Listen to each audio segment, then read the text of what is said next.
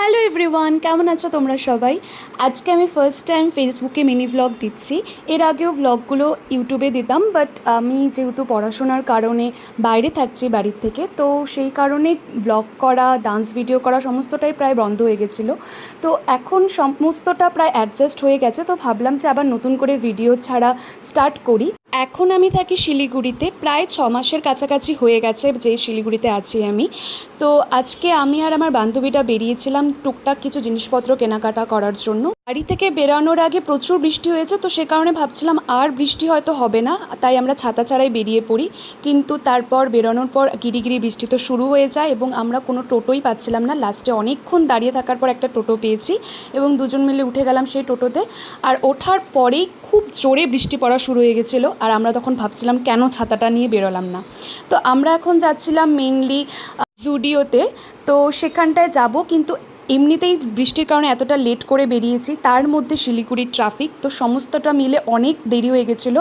আমরা প্রায় 8টার কাছাকাছি টাইমে জুডিওতে গিয়ে পৌঁছাই। তো সেখানে গিয়ে আমরা খুব ভালো একটা কালেকশন পেলাম না, প্রায় সমস্তটাই শেষের দিকে, কিন্তু তারপরেও আমরা কিছু কিছু ড্রেস নিই এবং নেওয়ার পরে সেগুলোকে ট্রায়াল রুমে যাই। কিন্তু ট্রায়াল রুমে গিয়েও দেখি কত জনের পর আমাদের লাইন, তো আমরা দাঁড়িয়ে থাকি, সেই লাইনের অপেক্ষা করি।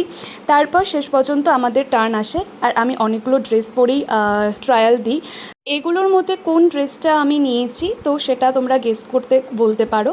তারপর আমরা ওখান থেকে বেরিয়ে যাই, বেরিয়ে গিয়ে বৃষ্টির মধ্যে দাঁড়িয়ে পড়ি ফুচকা খেতে, কারণ যতই বৃষ্টি পড়ুক আর যাই হোক ফুচকা দেখলে পরে কোনো মেয়েই কিন্তু লোভ সামলাতে পারে না। তো সে কারণে আমরা দাঁড়িয়ে পড়ি ফুচকা খাওয়ার জন্য। আর এখানকার ফুচকা আমার ভীষণ ভালো লাগে, কিন্তু অনেক কম দেয় কোয়ান্টিটি। তো তা সত্ত্বেও আমরা দাঁড়িয়ে পড়ি, কিন্তু ফুচকা যখন খেলাম তারপরে দেখি বৃষ্টির কারণে সব ফুচকাই প্রায় ড্যাম, তো সে কারণে মুখটা একদম নষ্ট হয়ে গেল। আমরা দুজন আবার টোটো ধরে চলে যাই বাড়ির উদ্দেশ্যে, আর আমাদের বাড়ির থেকে টোটোটা অনেকটা আগেই নামিয়ে দেয়। তো সেখানটায় আমরা হাঁটতে হাঁটতে আবার দেখতে পারি ঘটি গরম, তো সেটা দেখে আবার আমরা দাঁড়িয়ে পড়ি যে ঘটি গরম খাবো, এবং লাস্টে আমরা দুজন ঘটি গরম নিয়ে খেতে খেতে অনেক গল্প করতে করতে সুন্দর একটা সময় কাটালাম দুজন মিলে। বেশ ভালো কাটলো সন্ধ্যেটা আমাদের। কেমন লাগলো ভ্লগটা অবশ্যই জানিও, ভালো লাগলে একটা লাইক করে দিও। এরপর থেকে কন্টিনিউ ভিডিও ছাড়ার চেষ্টা করব।